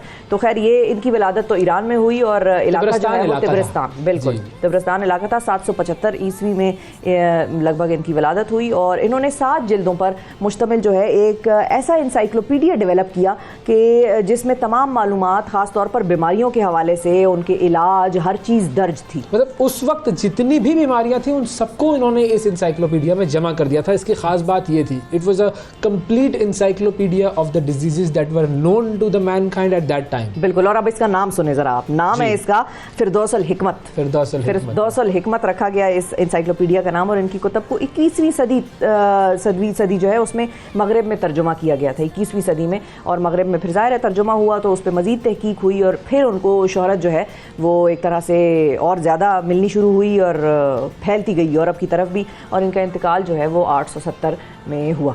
तो ये जो है ये सिलसिला तीसरा इनके हवाले से नाम था। जिससे सब वाकिफ हैं वो अली सीना, इब्न सीना इब्न जिन्हें सीना, कहते हैं, जिनको बिल्कुल। मगरिब ने एवेसेना कर दिया। अब एवेसेना किधर, इब्न सीना किधर, उन्होंने कहा ना जी नाम ही बदल दो ना, लोगों को पता ही ना चले एवेसेना कोई अलग आदमी है। हाँ। उसने दुनिया और में अच्छा ऐसा बदलो कि अवल तो किसी को समझ ना आए, और अगर समझ आ जाए तो फिर वो कहें हाँ भाई हम इन्होंने इब्न सीना का कोई अपना वर्जन निकाला है एवेसेना, जबान में जरा थोड़ा सा उतार चढ़ाव हो गया। इब्न सीना का ताल्लुक उज़्बेकिस्तान से था, बुखारा में वो पैदा हुए थे 980 में, और उनकी जो कुतुब थी 6 सदियों तक यूरोप के निसाब में वो शामिल रही थी। इतना बड़ा ये शख्स था। और सबसे पहले टीबी और गर्दन तोड़ बुखार के जो मुताद्दी मर्ज होने की जो दरियाफ्त है वो इन्हीं से वाबस्ता है। इन्होंने उसके ऊपर काम किया था जी। अमराज चश्म के माहिर थे, आई डिजीज़ जिनको हम कहते हैं, उनके माहिर थे इब्न सीना। आँख के मुख्तलिफ हिस्से क्या क्या होते हैं, आँख के अंदर जो बनावट है, रेटिना, कॉर्निया, ये सारी चीजें वो एक्सप्लेन कर गए, ये सब उन्होंने बताया था। और उन्होंने ही पहली मर्तबा ये बात भी बताई थी कि आसाब की वजह से दर्द और तकलीफ का एहसास पैदा होता है, और 1037 में उनका इंतकाल हुआ था। ये थे जी इब्न सीना, बहुत बड़ा नाम, इनसे सब वाकिफ़ हैं जी। चौथा बड़ा नाम जो है बिल्कुल इब्न नफीस, और ये भी एक बहुत बड़ा नाम है। 1213 ईस्वी के करीब दमिश्क में इनकी विलादत हुई, दमास्कस में, बिल्कुल दमास्कस में। और इन्होंने मगरिब से 400 साल पहले ही खून का जो सिलसिला है, जो हमारी रगों में दौड़ता है, जो दिल तक पहुंचता है, जो फेफड़े, ये सारा निज़ाम इन्होंने दरियाफ्त कर लिया था, और बताया कि किस तरह ये दिल और फेफड़ों में हमारा खून, वेन्स और आर्टरीज और ये जो सारी नालियां, बिल्कुल उर्दू में वेसल्स, ब्लड वेसल्स हो गए आमतौर पर, उसमें ये किस तरह से खून ये सारा जो है इन्होंने दरियाफ्त किया, कैसे खून गर्दिश करता है, और ये सब सिलसिला इन्होंने बताया। और इन्होंने शाम फी तिब जो है इनके नाम से एक अजीम किताब लिखी है, जो कि लोग आज तक अगर चाहें तो वो पढ़ते हैं। और इब्न नफीस जो है इन्होंने बड़ी किताब है, ये बड़ा जो है वो अच्छी खासी मोटी जिल्द, बिल्कुल। और काहिरा में 1288 में इनकी वफात हुई। बिल्कुल। अच्छा, और एक और नाम जो कि एक और बड़ा अजीम नाम है रिलीजियस सिलसिले के भी हवाले से, जो 12 इमाम जो हैं उनमें भी ये शामिल हैं। बिल्कुल। इमाम अली इब्न मूसा रज़ा, ये पैदा हुए थे जी 766 में, मदीना के करीब पैदा हुए थे मदीना में। और अब्बासी खलीफा जो थे मामून रशीद, उनकी दरख्वास्त पर इन्होंने एक किताब लिखी थी, और उसमें बीमारियों से बचाव और सेहतमंद रहने के तमाम नुस्खे जो हैं वो शामिल किए गए थे। और मामून रशीद ने उस किताब को सोने के पानी से लिखवाया था, इतनी वो आला किताब थी जी। इसको कहते हैं द गोल्डन ट्रीटीज़, और गोल्डन ट्रीटीज़ इसका नाम था। और इसके अंदर भी तमाम बीमारियों के हवाले से डिटेल्स थी, तमाम जो है वो उनके इलाज के बारे में डिटेल्स दी गई थी। ये किताब भी वाकई सोने के पानी से लिखवाने के काबिल थी, और मामून रशीद ने बड़ा काम किया। अच्छा, वो इससे ये भी पता चलता है ना कि जो उस वक्त के जो बादशाह थे, इनकी आप हिस्ट्री पढ़ें बादशाहों की, बड़े मसाइल आपको नज़र आएंगे, लेकिन बहुत मर्तबा आपको ये नज़र आता है कि इन्होंने इल्म की जो सरपरस्ती की उसमें कमाल कर दिया इन लोगों ने। बिल्कुल, इनको जाहिर है वो, अच्छा उसमें एक इंटरेस्टिंग चीज़ हमेशा लोग ये भी कहते हैं कि जाहिर है वो बादशाहत है, और वो तख्त और ताज हमेशा बादशाही के, वो ब्लड रिलेटिव्स और बेटा भाई बाप इधर ही ट्रैवल करता है, तो उनको इस चीज़ का डर नहीं था। जो चीज़ बाद में डेमोक्रेसीज़ में हुई, कि बहुत मुल्कों में ये भी केस स्टडीज़ हुई हैं, की गई हैं, कि लोगों ने, हुक्मरानों ने अपने वोटर्स को मतलब गैर इल्म रखा, ला इल्म रखा, चीज़ों से जाहिल रखा। उसकी वजह यह है कि जब ज़्यादा पढ़ लिख जाएंगे तो हमसे सवाल करेंगे, हमारी हुक्मरानी को चैलेंज करेंगे, वोट देने में मसाइल पैदा करेंगे। तो अभी तो खैर इनको जैसे तैसे हैं, बस इसी तरह चलाओ। उस ज़माने में चूंकि बादशाहत यूं ही चलती आ रही थी और उसको किसी से थ्रेट नहीं था, तो उन्होंने कहा भाई इल्म से फ़ायदा उठाओ, इसी इल्म से हम मजीद दौलत भी कमाएंगे और लोग भी खुश होंगे। अब यहाँ पर ये ना कोई कहते कि शिफा तो सुबह बैठ के बादशाहत को जस्टिफाई कर रही थी। जस्टिफाई क्या कर रही थी? अमेरिका जस्टिफाई करता है बादशाहत को, और क्या अमेरिका ने कर दिया। बादशाहत चल रही है, अमेरिका जस्टिफाई कर रहा है। अवैस मैं आपको एडवाइजर रखूंगी। शाबाश, बिल्कुल। आपके अंदर भी एक अमेरिकी छुपा हुआ है, इसका मतलब ये था, आप समझ नहीं रही है मेरी बात को। अच्छा जी, तो ये तो थे खैर जी ये 5 वो शख्सियात जिनका मेडिकल साइंस की दुनिया में बड़ा नाम है। 5 मुसलमान साइंसदान इन्हें कहें, 5 मुसलमान तबीब इन्हें कहें। और आज जो हम पर इल्ज़ाम लगाया जाता है ना कि मुसलमानों ने क्या किया है, मुसलमानों ने तो इल्म से कुछ किया ही नहीं है, तो ये हम जरा आपके सामने तारीखी हक़ाइक़ लेकर आते रहेंगे और बार बार रियलिटी चेक आपको देते रहेंगे जी। वक्फा लेते हैं, वक्फे के बाद दोबारा हाजिर होंगे। Stay with us.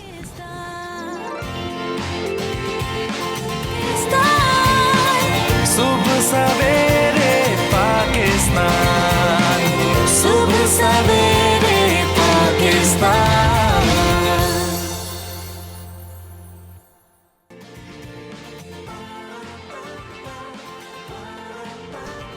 Welcome back जी। सुबह सवेरे पाकिस्तान में एक मरतबा फिर खुशामदीद। पाकिस्तान में बहुत सारे ऐसे लोग हैं जो ऐसा कमाल काम करते हैं कि जब आप उनकी ज़िंदगी के बारे में जानते हैं, पढ़ते हैं या उनसे मुलाकात करते हैं तो आपको लगता है कि वाह, वाकई ये वो लोग हैं कि जो हमारे लिए मशअल राह हैं और हमें इनसे सीखना चाहिए। ऐसी ही एक ख़ातून से हम आज आपकी मुलाकात करवाते हैं। इनकी कहानी क्या है ये तो वो ख़ुद ही सुनाएंगी, लेकिन उसका जो बुनियादी सेंट्रल आइडिया जिसे मैं कह दूँ जो लुब्बे लुबाब है वो ये है कि इन्होंने ये ठाना कि मुझे लोगों को खाना खिलाना है और कोई भूखा ना सोए, कोई भी भूखा ना सो पाए। इस विज़न के साथ इन्होंने अपने काम का आगाज़ किया। खाना घर इन्होंने इस्टेब्लिश किया। परवीन सईद साहिबा जो कि खाना घर की बानी हैं, उनसे हम बात करते हैं, उनके इस प्रोजेक्ट के बारे में जानते हैं। अमेजिंग पाकिस्तानी परवीन सईद साहिबा। अस्सलाम वालेकुम परवीन साहिबा। वालेकुम अस्सलाम।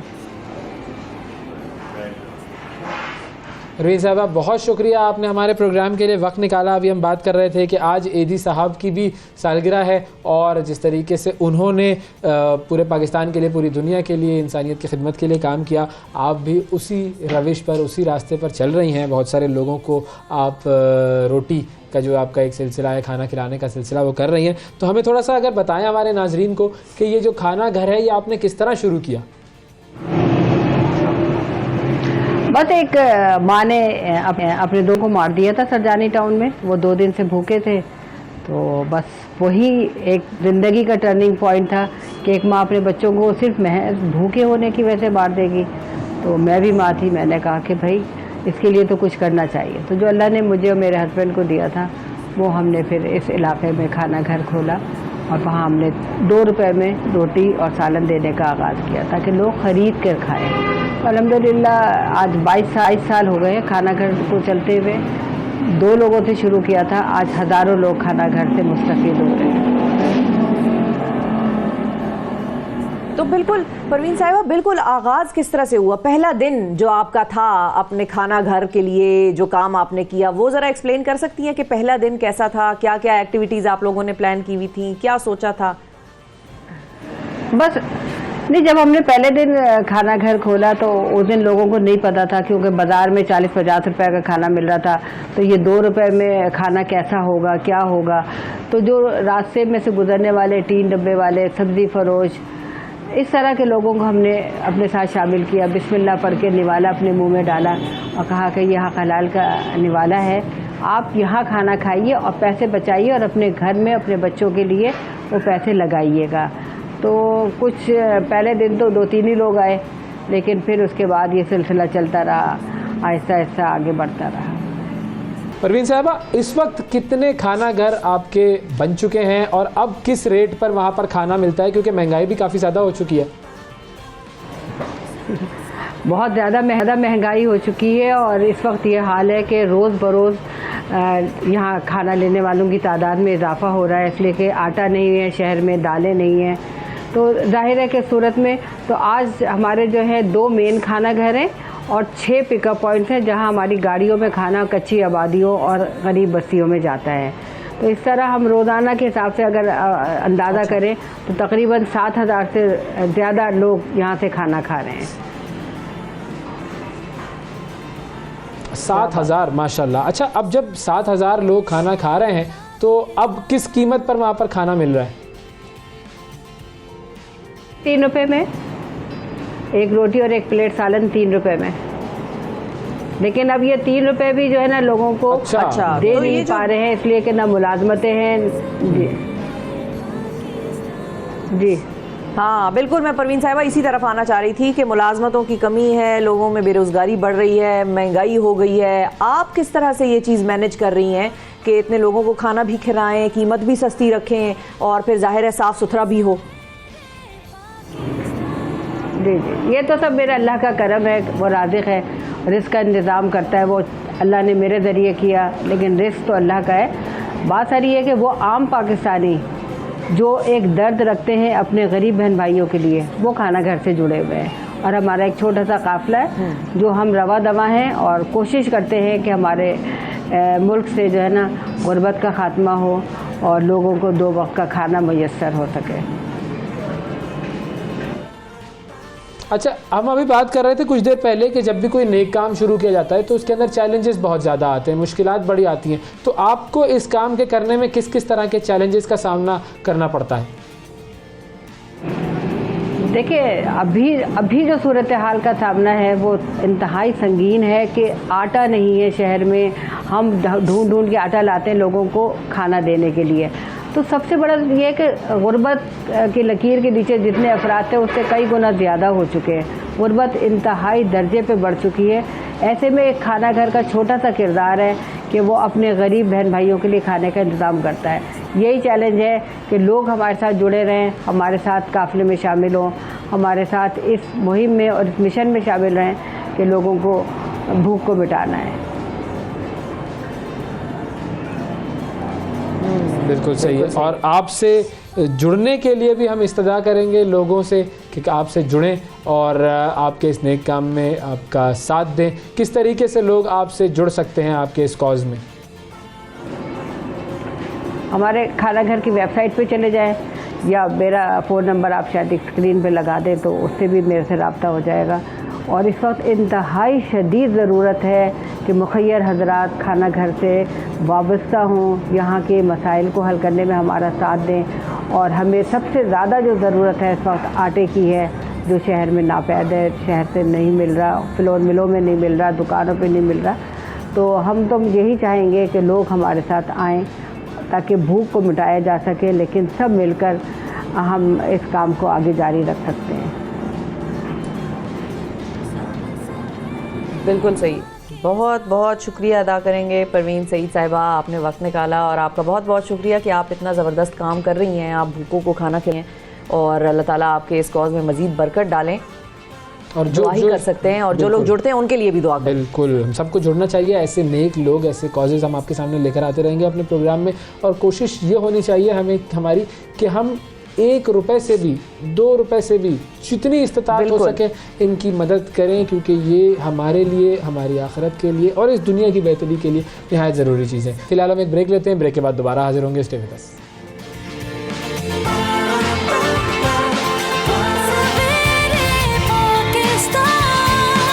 सुबह सवेरे पाकिस्तान, सुबह सवेरे पाकिस्तान।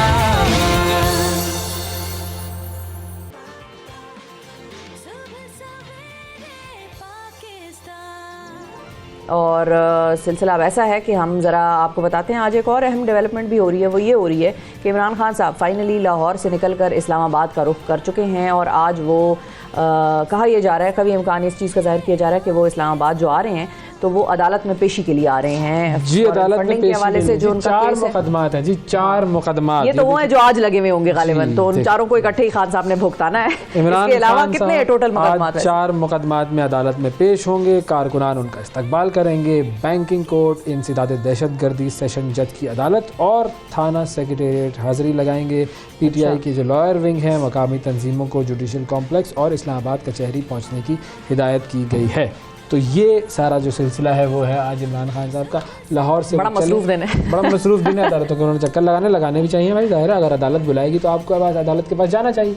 और बिल्कुल तो कोई आप वो तो नहीं कर सकते ना इधर और क्या, आप किसी ने आप पे इल्ज़ाम लगाया है कि आप दहशतगर्द हैं तो अब क्या हो सकता है, फिर पेशी होना पड़ेगा हमें। अब इमरान खान साहब और उनकी अदालत की पेशी, उसके हवाले से भी लोगों की कुछ मदद कर देते हैं, बताते हैं भाई सूरत हाल क्या। लोगों की मदद मैं समझी, पता नहीं है वैसे क्या कहने लगे। खान साहब की मदद कर देते हैं, हम इन्फॉर्मेशन देंगे लोगों को। खान साहब इस वक्त यहाँ पहुँच गए हैं, ये सूरत हाल है सड़कों पर। हमारी जो नुमाइंदा है जी अक्सा खालिद साहिबा हमारे साथ मौजूद है। अस्सलाम वालेकुम अक्सा।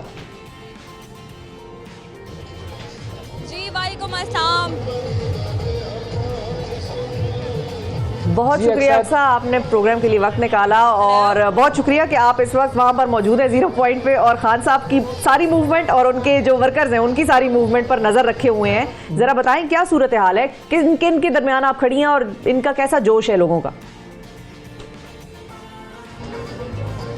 जी बिल्कुल, सबसे पहले तो मैं आपको ये बताती चलूँ कि इस वक्त मैं ख़वातीन के झुंड में जो है वो मौजूद हूँ। हम हमेशा देखते हैं कि PTI की ख़वातीन जो है वो सबसे आगे रहती हैं। इस वक्त मैं इस्लामाबाद 0 पॉइंट पर मौजूद हूँ, जहाँ पर NA 52 से खुरम नवाज अवान और इसी के साथ NA 54 से अली नवाज अवान जो है वो अपने काफिलों समेत 0 पॉइंट पर आएंगे। तमाम कारकुनान को 0 पॉइंट पर 10 बजे इकट्ठा होने का टाइम दिया गया था।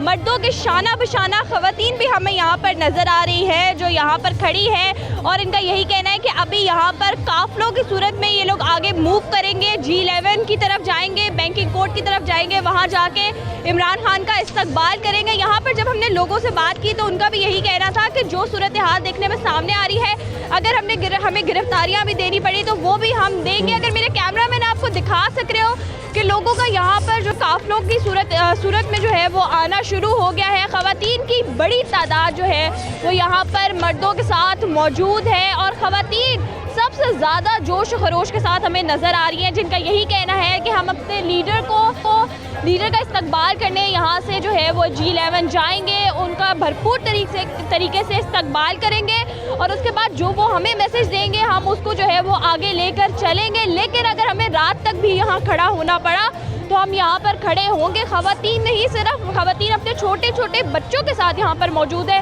उनका ये भी कहना है कि हम अपने घरों का काम छोड़कर यहाँ पर अपने लीडर का इस्तकबाल करने आए हैं। काफ़ी अर्से बाद वो जो है वो इस्लामाबाद आ रहे हैं, तो हम उन्हें बताना चाहते हैं कि हम एक भी कदम पीछे नहीं हटे, हर कदम उनके साथ हैं। तो कुछ इस तरह की सूरत हाल है 0 पॉइंट पर इस वक्त, जहाँ पर खुरम नवाज जो है वो अपने काफिले के साथ पहुँच चुके हैं और अली नवाज का जो है वो इस वक्त इंतजार किया जा रहा है। तो अब ये कब तक पहुँचेंगे, काफिला जो है वो ये कब तक पहुँचेगा? खान साहब का कुछ पता है इस वक्त उनकी क्या लोकेशन है, मोटरवे पे किस जगह पर है? जी बिल्कुल, तकरीबन 8 बजे जो है वो उनकी रवानगी देखने में सामने आई थी और यही कहा जा रहा है कि घंटे डेढ़ तक जो है वो या फिर मैक्सिमम 2 घंटे तक खान साहब जो है वो यहाँ पर पहुँच जाएंगे। और 0 पॉइंट पर भी इस वक्त यही काफिलों की सूरत हाल है कि लोगों ने वैसे तो 9 बजे का टाइम था, 9 साढ़े 9 का टाइम था, लेकिन लोग इस वक्त जो है वो ज़्यादा आना शुरू हो गए हैं। इसलिए आ रहे हैं क्योंकि उनका यही कहना है कि इमरान खान साहब जो है वो करीब पहुंच रहे हैं, तो हम उनसे पहले यहाँ पर पहुंच जाएं, उनका भरपूर तरीके से इस्तकबाल करें। आप मेरे पीछे देख रही होंगी कि खवरा बहुत बड़ा काफिला यहाँ पर मौजूद है और अली नवाज अवान भी यहाँ पर पहुँचने वाले हैं। खुरम नवाज का जो है वो बहुत बड़ा काफिला यहाँ पर मौजूद है, जिन्होंने 0 पॉइंट का जो है वो यहाँ पर मेन मरकज रखा था। यहाँ से ये सब इकट्ठे होंगे, G11 जाएंगे, बैंकिंग कोर्ट पे इमरान खान का इस्तकबाल करेंगे। इनके हाथों में हमें फूल भी नजर आ रहे हैं और झंडे भी नजर आ रहे हैं कि भरपूर तरीके से प्लानिंग करके आई हुई है खवातीन इमरान खान का इस्तकबाल करने के लिए। जी बहुत शुक्रिया अदा करेंगे। अक्सर खालिद हमारे साथ मौजूद थी 0 पॉइंट से और ये हम कर रही थी कि इस वक्त वहाँ पर क्या सूरत हाल है। खवातीन की बड़ी तादाद वहाँ पर मौजूद है, बच्चों को भी लेकर आई हुई है।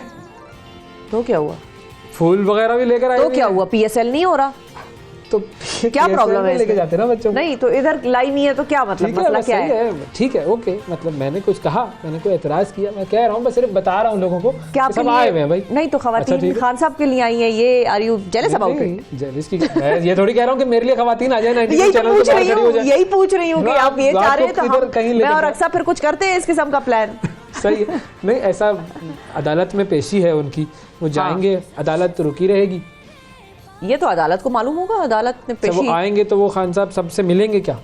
ये भी मुझे नहीं पता। ये जो अवाम जो आई हुई है, क्यों सबसे मिलते हैं लीडरान? कभी आपने देखा है दुनिया में? मतलब आप ऐसी एक्सपेक्टेशंस लेके आते हैं लोगों से कि कभी जलसे में आपने देखा है एक बंदे से हाथ मिला रहा हो एक लीडर? यूटोपियन दुनिया में मैं रह रहा होता हूँ कभी कभी। इधर आए पाकिस्तान, हाँ, पाकिस्तान वापस आए यहाँ पर। तो कल तो वो भी फुटेज चल रही थी कि एक शख्स जो कि पाकिस्तान तहरीके इंसाफ का बड़ा अहम रुकन था, वो जब PMLN में गया तो कल वो जलसे में PMLN ने उसको बाहर बार्बेड वायर से बाहर रखा हुआ था। वो सर खड़े थे और वो बड़ा उनका ऐसा ही होता तो कल तक जो शख्स उनको अभी अपनी जगह बनानी पड़ेगी। आप जिस पार्टी में आए हैं पहले आप प्रूव करें, वहाँ के बहुत सारे कारकुनान हैं। तो कर दिया आपने, पिछली पार्टी छोड़ दी, इससे बड़ा प्रूफ क्या चाहिए? आप मिसाल के तौर पे एक शख्स, एक मर्द जो है, मर्द की बात हम करते हैं, वो एक खातून के मोहब्बत में है, गिरफ्तार, और शादीशुदा है मिसाल के तौर पे, शादीशुदा है मिसाल के तौर पे। अब एग्जांपल ऐसी आ गई है जहन में, शादीशुदा है वो मर्द और एक दूसरी खातून के हो गया है। हाँ बिल्कुल ऐसा ही है। तो अब वो दूसरी वाली जो है खातून, वो कैसे उससे कहेंगी? वो ये उससे बात करेंगी कि भाई आप प्रूफ करें कि आपको मुझसे मोहब्बत है, तो वो मर्द हजरात कैसे प्रूफ करेंगे कि आपको मुझसे मोहब्बत है? पहली वाली को छोड़ेंगे, पहली वाली को बताएंगे, या कहेंगे मैं पहली वाली के साथ तुम्हें भी एडजस्ट करूंगा, शामिल शरीक हयात बनाता हूँ? क्या क्या प्रूफ है इसका? मैं इस पर कोई जवाब नहीं दे सकता हूँ। इसमें कुछ पर्दा नशीनों के भी नाम आते हैं, रहने दीजिए नाजरीन, काम की बात करते हैं। देखिए आवाम यहाँ पर खड़ी हुई है, ठीक है, 0 पॉइंट पर इंतजार कर रही है, और इसी तरीके से एक खंबा भी जो है वो खड़ा हुआ है, और वो खंबा सड़क के बीच में खड़ा हुआ है। उस खंबे का मैं आपको ज़रा अहवाल सुनवा देता हूँ। जी फ़हीम अमीन साहब है हमारे नुमाइंदे लाहौर से, वो ज़रा बताएंगे कि ये खंबे का मामला है क्या। जी फ़हीम भाई बताइएगा कि ये खंबा सड़क के बीच में क्यों है? अच्छा जी। वैसे मैं जिस जगह पर मौजूद हूँ ये लाहौर का इंतहाई पोश और ऐसा इलाका है जहाँ पर रोज़ाना लाखों गाड़ियाँ जो हैं सफ़र करती हैं। ये जिस जगह पर हम मौजूद हैं यहाँ पर आम तौर पर यकीन नहीं किया जाता कि कोई ऐसा मंज़र भी दिखाई दे सकता है जहाँ पर हज़ारों गाड़ियाँ गुजरती हों। ये कैवलरी ग्राउंड से आप फरदौस मार्केट की तरफ जाएं तो ये एक पोल लगा हुआ है और यहाँ पर दिन और रात के औकात में हज़ारों गाड़ियाँ सफ़र करती हैं।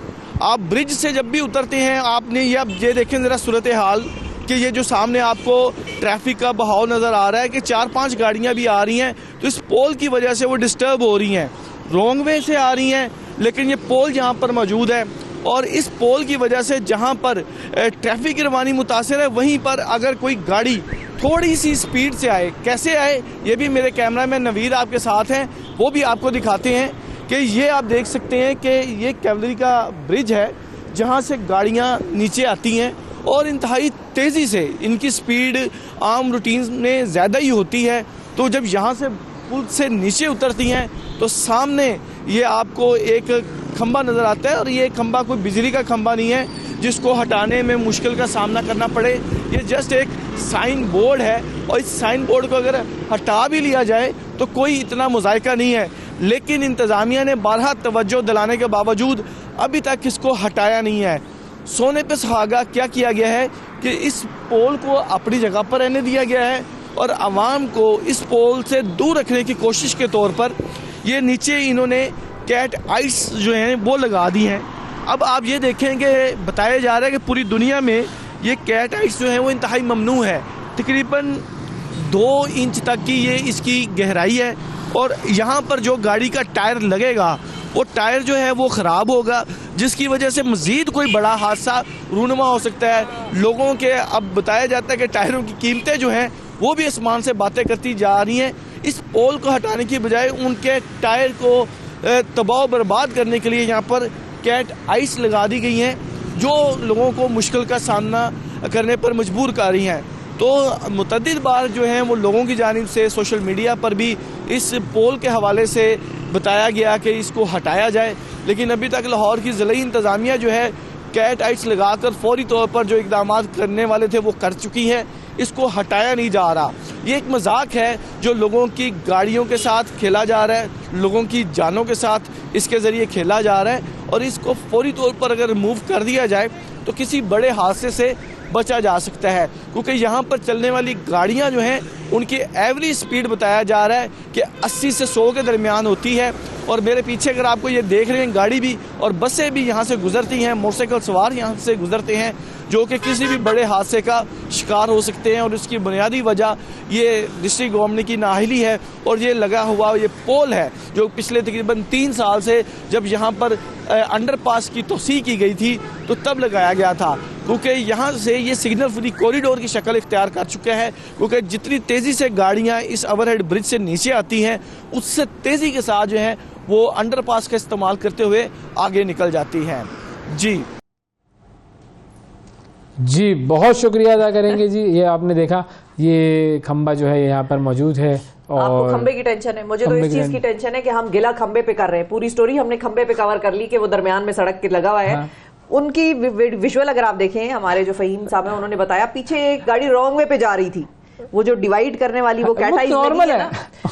तो वही कह रही हूँ, जिस सड़क पे जिस कौम के लिए ये नॉर्मल हो, उनके लिए खंभा भी नॉर्मल हो जाएगा। बिल्कुल, ये this was not the story, ये हमने खामखा कवर की है, ये मैं आपको बताऊं। मैं आपको बता रहा हूँ, यूनिक चीज होती है ना, हम उसमें इंटरेस्टिंग एलिमेंट्स लेकर आते हैं, भाई ये देखो ये क्या चीज हो रही है, लेकिन this was not the story भाई। जिधर हमारा ट्रैफिक का डिसिप्लिन आज तक नहीं आ सका, चलो ट्रैफिक पे करेंगे, अब हम ट्रैफिक पे करेंगे। लेकिन ये के प्रोग्राम में जाते जाते हम एक और हमारा सेगमेंट है, और उस सेगमेंट में हम आपसे बात करेंगे उर्दू जबान की। उर्दू जबान में नहीं, क्योंकि उर्दू जबान में हम गुफ्तगू तो करते बात करेंगे, उर्दू जबान की बात करें, वो भी होगा।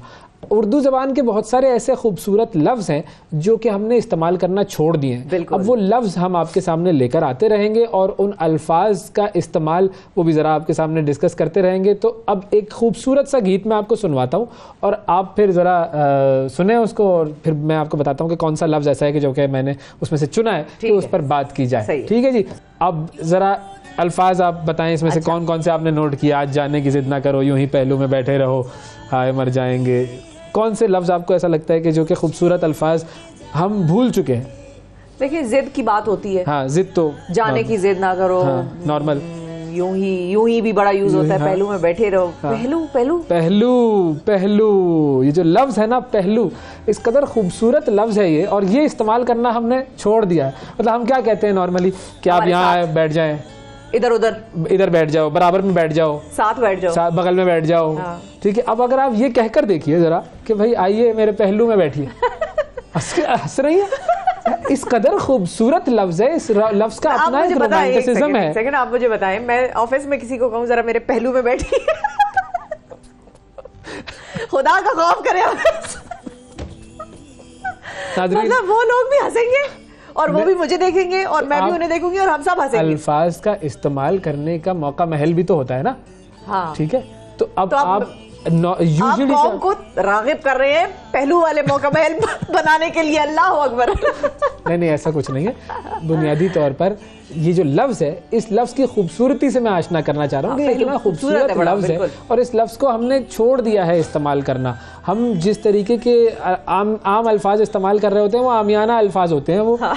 और उनमें कोई डेप्थ नहीं होती। बिल्कुल। अब पहलू जो है वो एक पहलू में दिल है, कुछ मतलब ज़ाहिर है उसकी खूबसूरती है, इसको सोचना है आपने। और जो उर्दू के जो शायरी है वो इतनी खूबसूरत शायरी है, उसके अंदर ऐसे ऐसे अल्फाज इस्तेमाल हुए हैं। अच्छा, पहलू सिर्फ इंसान का ही हो सकता है या किसी चीज के साथ भी पहलू में हम लगा सकते हैं कि मेरे बेड के साथ जो इसके पहलू में साइड टेबल पड़ी है। हाँ। ये कर सकते हैं हम। हाँ, कर ले। आप कौन मना कर सकता है? आप मना करेगा तो आप उसको अपने पहलू में मत बैठने दीजिएगा कभी भी। बिल्कुल ठीक है।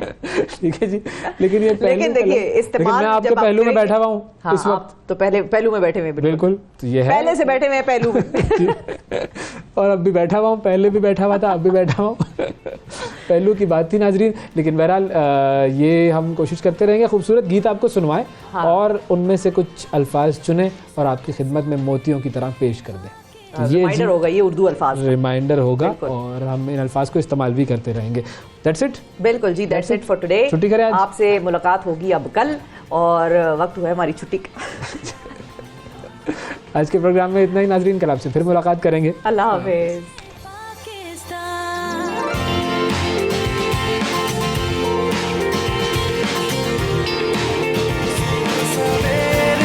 पाकिस्तान, सुबह सवेरे पाकिस्तान।